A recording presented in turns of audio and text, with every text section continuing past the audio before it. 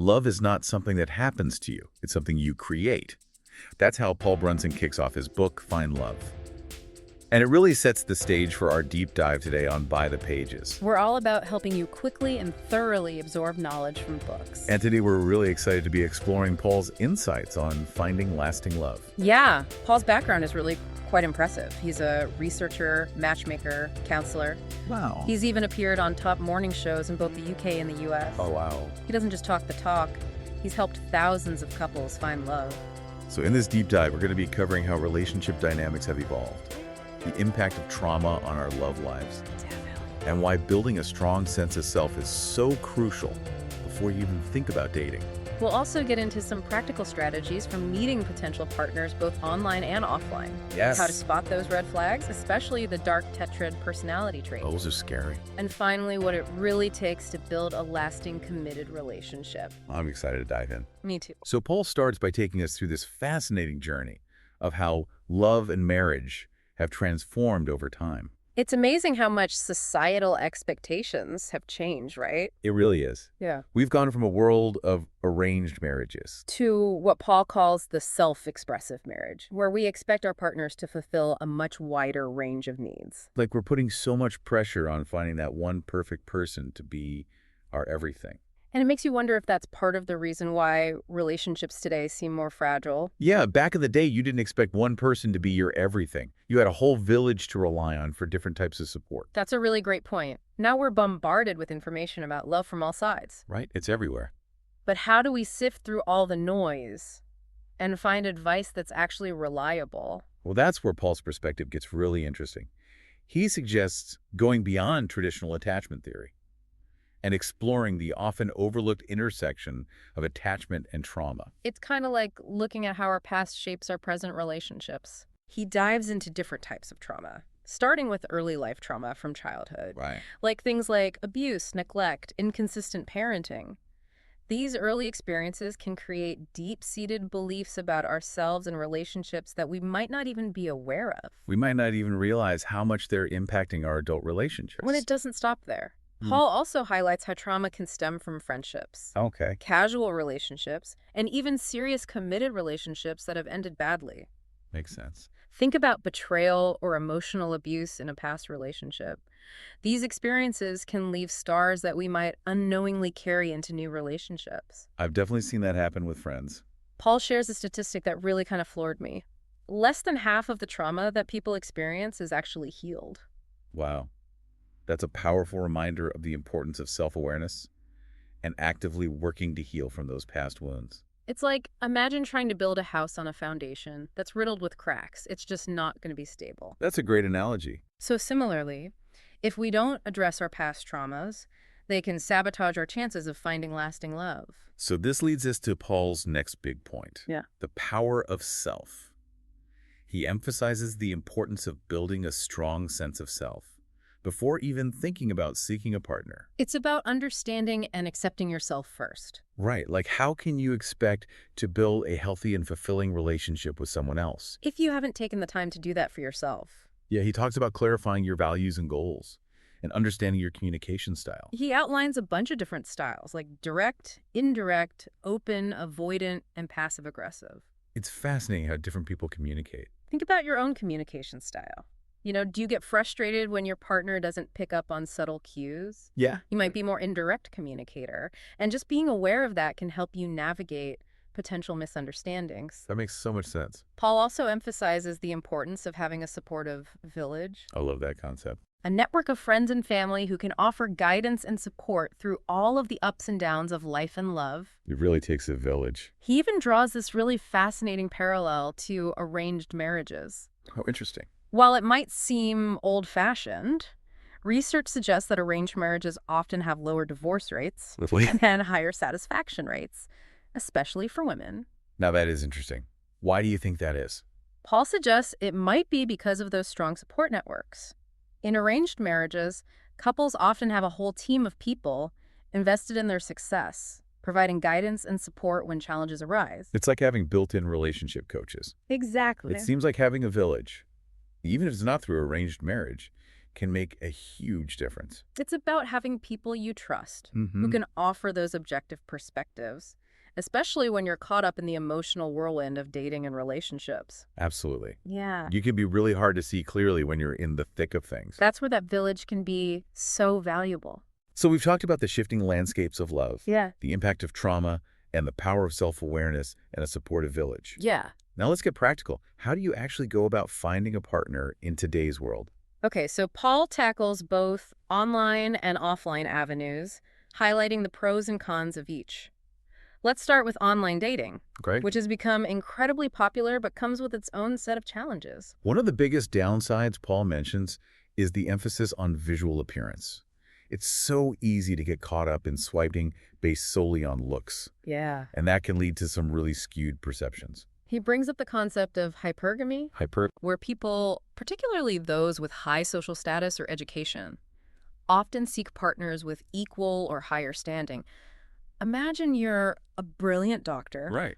but you're only swiping right on other doctors. You might be missing out on some amazing people who share your values but have different careers, It's like reducing people to a checklist of superficial qualities. rather than getting to know them as whole individuals. Another challenge Paul highlights is the paradox of choice. With so many options at our fingertips. We can become less invested in individual interactions, leading to a sense of apathy or superficiality. Oh, that makes sense. Yeah. And of course, there's the issue of fraud and catfishing, Yeah. which can be so It disheartening. can really erode trust. But despite these downsides, online dating does have its advantages. It can help you connect with people outside your usual social circles, expanding your horizons, Right. introducing you to those you might never have met otherwise. Yeah, that's true. For straight men in particular, it can provide really valuable feedback. Well, the responses, or lack thereof, can be a wake-up call to adjust their approach or presentation.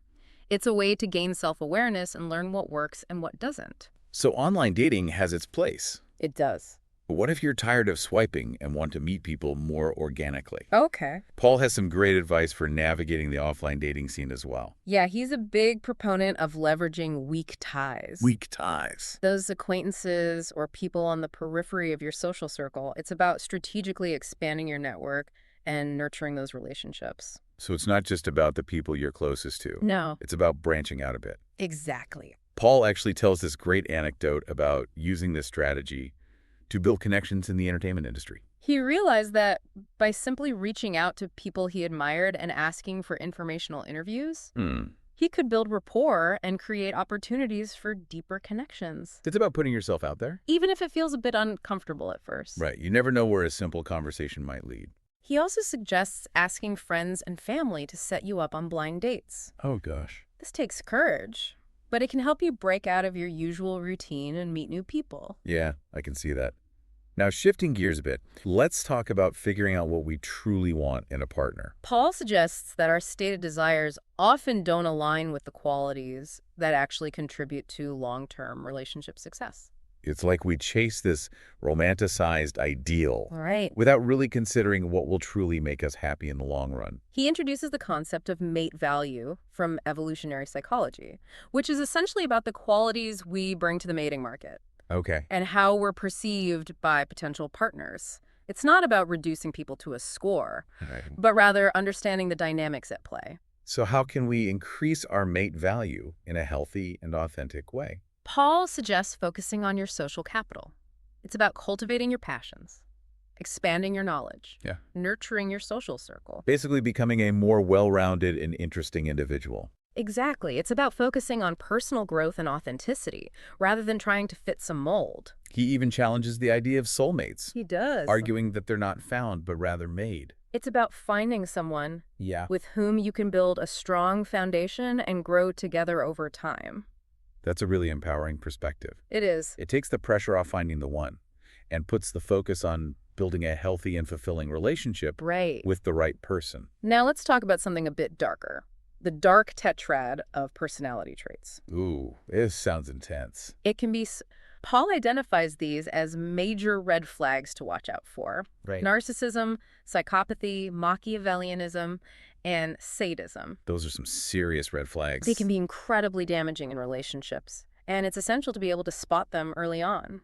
Paul stresses the importance of understanding the clinical definitions of these traits. Yeah, because they go beyond those casual labels. For instance, someone might be described as narcissistic Right. because they're vain or self-centered. But true narcissism is much deeper and more destructive. And it's so easy to get swept up in the charm and charisma of someone with these traits, Mm-hmm. especially in the early stages of a relationship. Absolutely. So how can we protect ourselves and avoid falling into those traps? Okay, so Paul offers some really practical advice. Pay attention to how they treat others, Okay. especially those in service positions.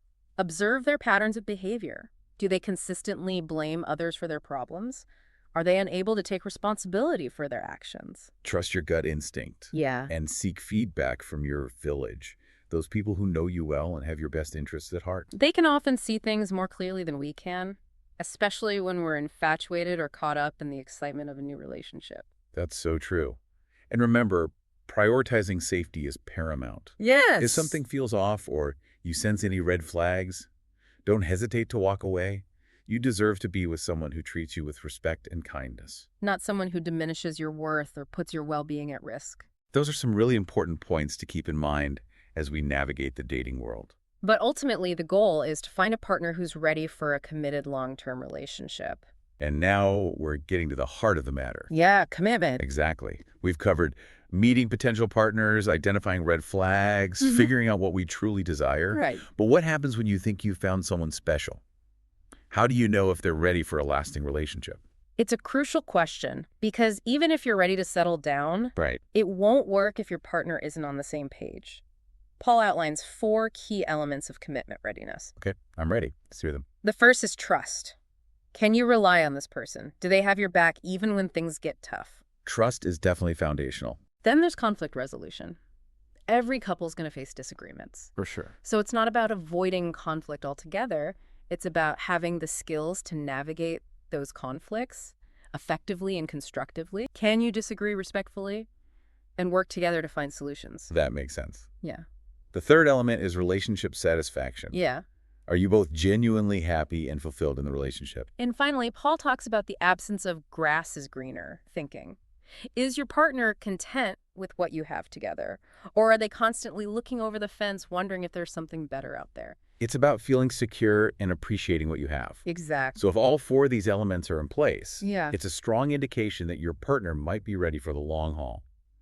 But Paul also emphasizes the importance of assessing the health and sustainability of the relationship itself. He draws on some really fascinating research, including the concept of the 4 horsemen of the apocalypse, which are communication patterns that can really signal trouble ahead.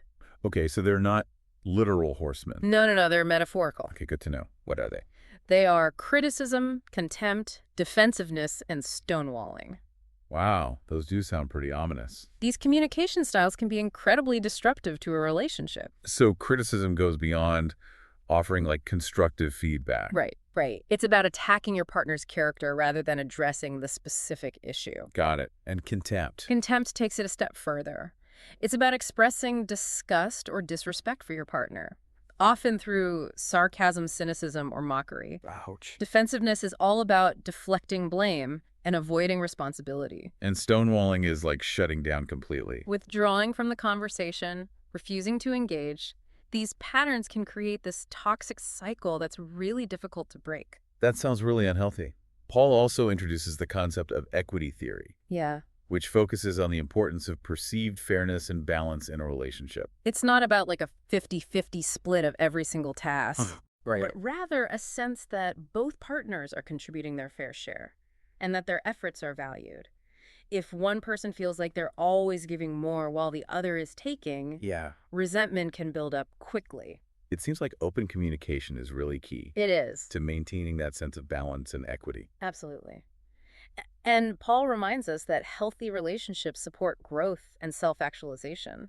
It's not about stifling each other's individuality, but rather encouraging each other to become the best versions of yourselves. Paul provides this really helpful tool in his book called the Long-Term Relationship Satisfaction Scale. Oh, yeah. It's a detailed questionnaire that can help you assess both your partner's readiness and the overall strength of your relationship. It delves into areas like shared values, communication styles, conflict resolution skills, even sexual compatibility. It's like a comprehensive relationship checkup. That's a great way to put it.